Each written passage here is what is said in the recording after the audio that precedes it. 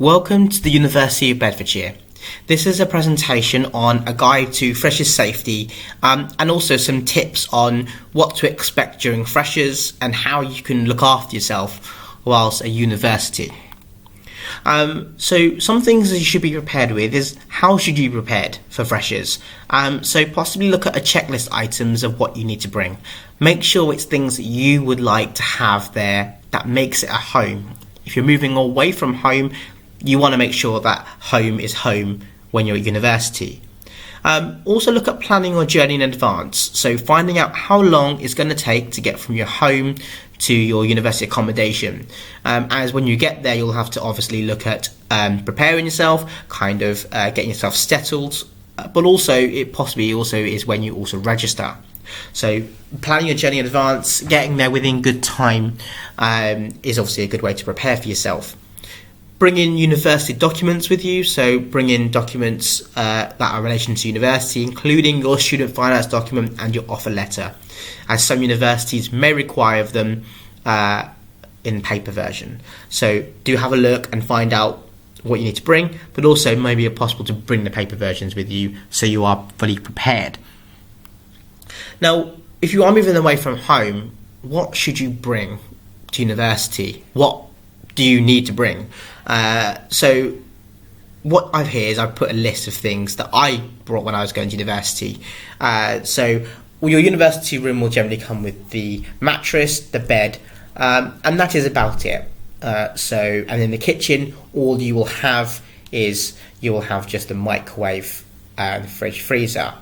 So there isn't much there. So you need to make sure that you are bringing things with you.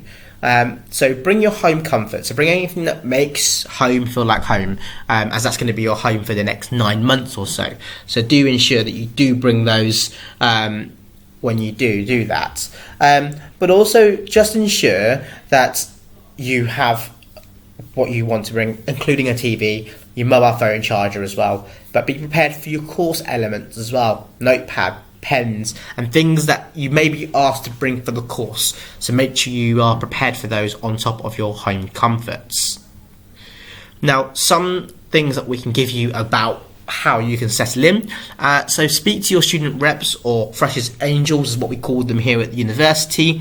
Find out who they are, make friends with them. They are current students, they will be the second, third years, or even possibly they may even be master students as well, so speak to them, say hello to them, familiarise with them, because they will be looking after you for the next week or two.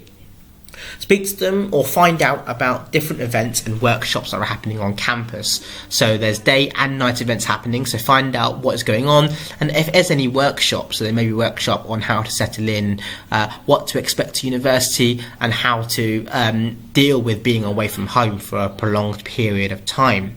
And find out about Freshers Fayre. So Freshers Fayre is a day where you can find discounts and where you can find freebies, and also what is happening within the university that's available to you. So find out what's available to you and find out how you can get involved in that and when that is. Get a student bank account. If you already have a bank account, then maybe speak to your bank and see if you can upgrade to a student account. I will go into that bit more detail later on about what sort of things are available out there and what to look out for. Make sure you come with all your documents. Universities need to register you, and you need to be registered for the course. Without your documents, you may not be able to register. So please do ensure that you bring the documents that you need to bring for your course.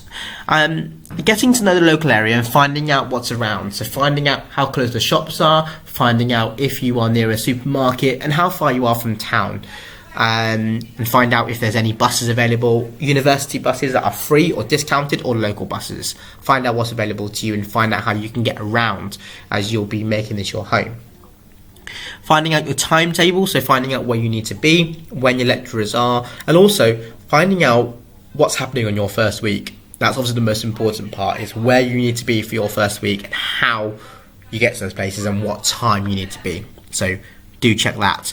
But also find out when and where registration opens. Sometimes at universities, with us at the University of Bedfordshire, our registration opens on the weekend the students move in, so you can register then straight away. Some may not open until the week after. or a week during the first week of your university. So do find out when that is. Most registrations are done in person, as you would need to obviously verify your documents and verify who you are, so they can be ready to register you on your course. Now, just to give you some tips about the nights out, obviously this is going to be something that's going to be quite prominent for your university if you are an outgoing person. So these are just some little tips to stay safe when you're out. Make sure you only attend official events by the University Students' Union. So the Student Union will be organising the events for you. Now, there are going to be a number of events going on which are organised and arranged by the Students' Union at the university, but also some that are arranged by external venues or promotional companies. I would recommend that you only go to those that are organised by the Students' Union, and these are verified safe spots, and also where the student reps that you would have met earlier in the day will be. So they'll only be at those events. So do ensure that you find out where those events are and only attend the official events by the Students' Union. Try, if you can, stay in a group of minimum of 3. That's just obviously so you got some friends with you, so you got some familiar faces. Try not to be on your own if you can. 2's fine, but I would say minimum 3. But if you're on your own, find a student rep. If you do get lost or you're concerned, you can always speak to them as well, and they can also be with you as well for the night if you need some help and support or you're struggling to make friends. Make sure you keep hold of all your things and drinks whilst you're out. Do not put your drink down. If you've taken your eye off your drink for even 1 second, or you've turned away, I would suggest that you just leave it there and go and get yourself a new one. Please ensure that you do keep those with you, and make sure you keep hold of your phones and keys with you, as these are prominent things that do go missing on nights out, and you don't want to lose them. And so you need to make sure you do have those, and make sure that you keep them with you and keep them in a spot where you know they're not going to get taken from. Find a rep from the university if you have any concerns. Generally, the reps would be in t-shirts that you may have seen in the daytime, so they will be branded, so you can find them if you do have any issues or queries. Our Freshers Angels wear orange, so you'd be able to easily find them on a night out if you have any issues, queries or concerns. When going home, don't walk home because it is quite cold, and you don't want the temperature to drop if you are going quite a fair distance to your student accommodation. And always make sure that you get in a licensed taxi. There are a lot of taxis a lot of people are claiming to be taxis, so do ensure that you do try to get into a licensed taxi. And if you are concerned, ask for the taxi license. If you need that. Some universities do a taxi safe scheme, which is allow you to be able to go to university or the police station, depending on where you need to be. The cost you can pay at a later date. So they'll give you a receipt. They'll take your student number and name, and then you would not be able to use the taxi firm until you've paid for your fare. That's just so you make sure you get home safely. So if the university does offer a licensed taxi scheme or a safe taxi scheme, look at those, but make sure you get the licensed taxi. If you don't have one, call a taxi, because if you're calling a taxi firm, then you know that you're going to be getting in the licensed taxi. It may be a good idea to write your address down and keeping it safe with you. So if you do have any accidents or if anything does happen to you, someone can find out where you need to be or who you may need to call, and how to get you home. So just try and ensure that you are writing that down and keeping that safe and making sure that's not anywhere easily accessible to anybody. We talk about accommodation, and there's a lot of soft things that can be a lot of worries to yourself or to your parents as well. And there are little things that you can do to help yourself whilst living in accommodation. So just always make sure that the door is always locked to your doors and windows of your own bedroom and flat. You will be sharing a flat with predominantly around about 3 to, and in some cases up to 12 people.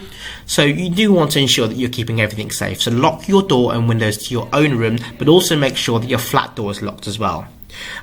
You are going to be living with unknown people, so you don't want to make sure you're keeping stuff open for yourself to be in trouble where you're going to get stuff taken.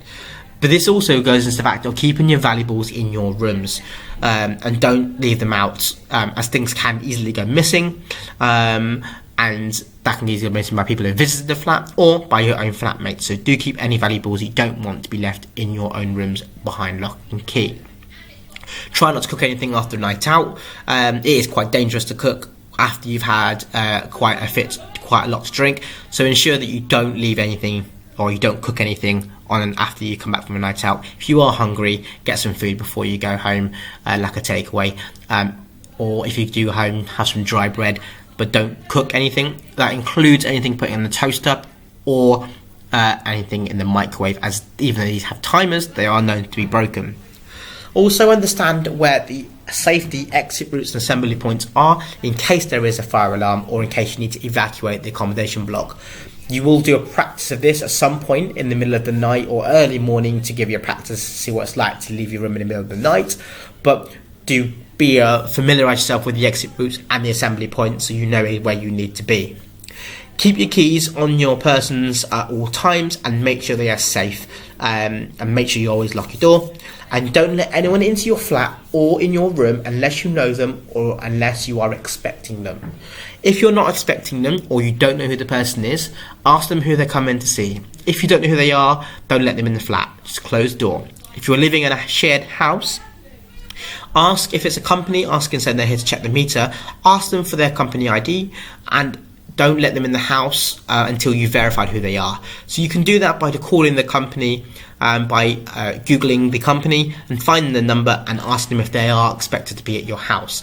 This would then be able to ensure that the only people that come into your house are the people that should be there. So don't let anyone in your flat unless you know them or unless you are expecting them. So there's different safety issues within the kitchen that you may expect. So first thing is kettles and toasters. These are real big issues, and even though yes they do have timers, these things can cause a lot of issues and can cause fires to the flat.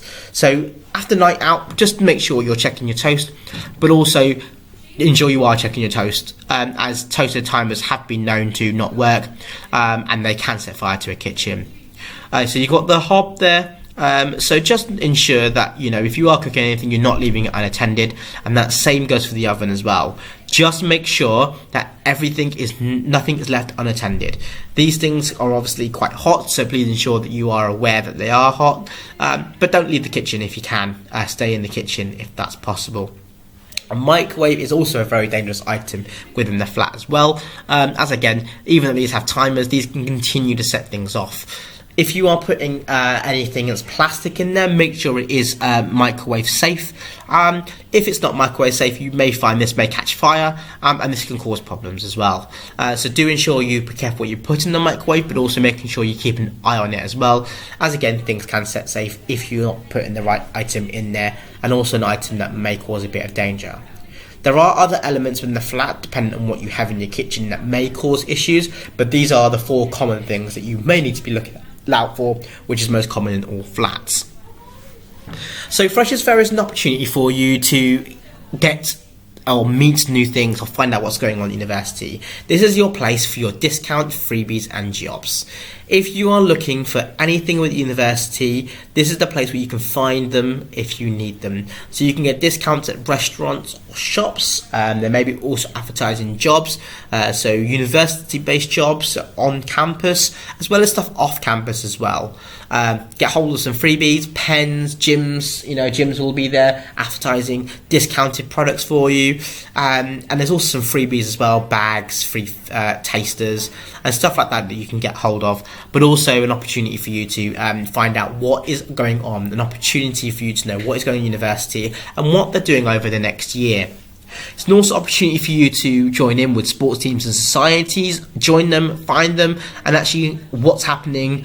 If it's a sports team, when are trials? If it's societies, when are they meeting? What days do they meet and where do they meet? So obviously finding out all of those is a really good opportunity. An opportunity for the Student Union to showcase any events that's coming up for them next year, but it's known as the students' one-stop shop to everything they need to keep them safe, well, but also to keep them happy at university. So do take advantage of what's available there for you as well. So when we go back to knowing your area, you need to understand what town and city that you're going to. It is new to you, and going to understand and knowing what's available in the local area is very hard and very difficult. So being able to see and find out where that is. So find out how close the local supermarket is. How many supermarkets are local to you? If they are, how far are they from a drive? Are they a drive? Are they a walking distance? Or do you have to get a bus?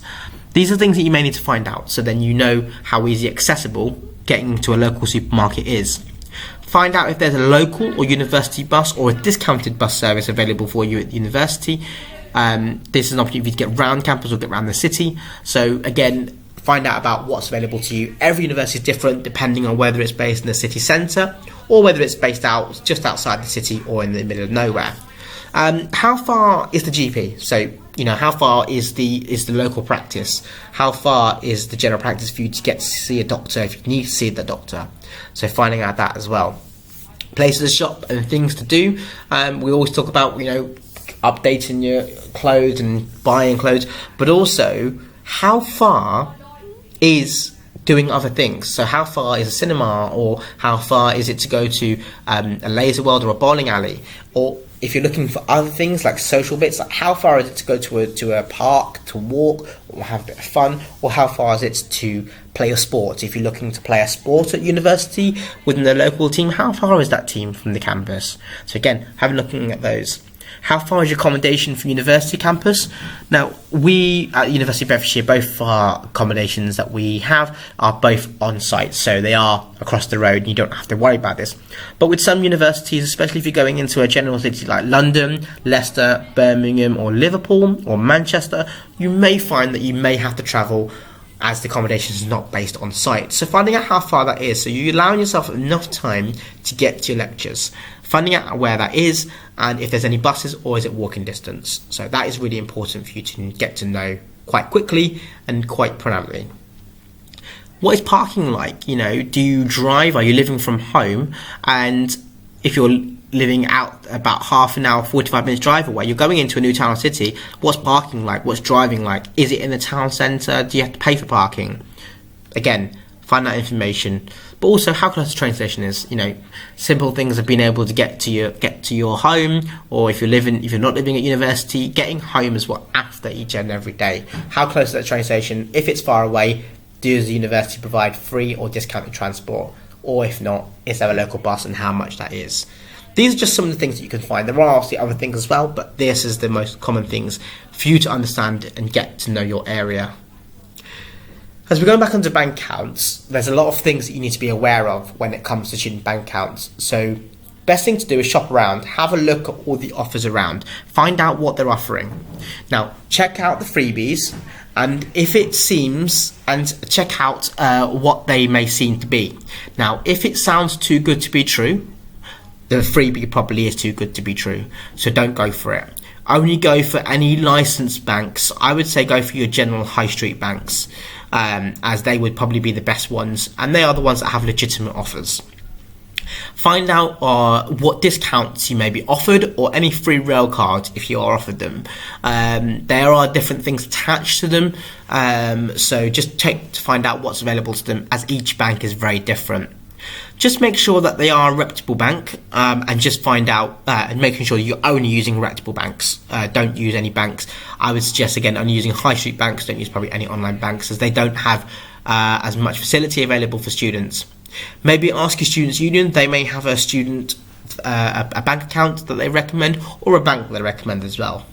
The other option is you can look and speak to your current bank, find out what's available to you there, and overdrafts and credit cards do affect your credit rating. Some universities will offer student credit cards, most of the banks will offer overdrafts. These are money that you are borrowing that you will need to pay back.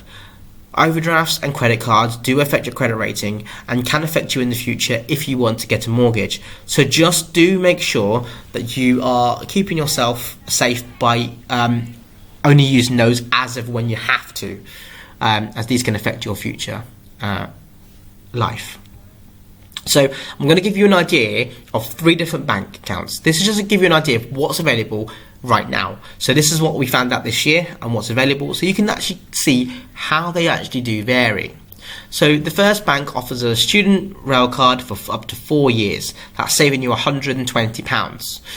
This bank also offers you up to £2,000 in overdrafts with a 0% interest, so you would not pay any interest on that. And there's no monthly fee for the account, and you can use Apple and Android Pay. The next bank offers free Amazon Prime for 1 year and a £10 gift card, and it also offers either a 4-year National Express coach card or a 4-year taste card. Now, the National Express card gives you a third off their coach price fees if you're looking at coaches. Again, they also offer up to £2,000 overdrafts with 0% interest. Again, you can use an Apple and Android Pay. And the other bank, they only offer up to £3,000 in overdraft, which is at 0% interest. You're able to manage the bank online via app or online, and you're also able to use it on Apple and Android Pay. The first bank was actually Santander. Santander has been voted as one of the best student account companies. So again, there's probably an option there for you as well. NatWest is voted as the second and third best, so obviously it's quite a lot there because of the freebies they do offer. And Barclays is up in the top 10 within the type of accounts that are available for students, but again, they don't offer any freebies, so they only offer the overdraft. So do have a look and see what there is. There's 3 different accounts with 3 different types of offers. So again, have a look, find out what makes suitable for you and what you think you may need or what you want as part of your bank account.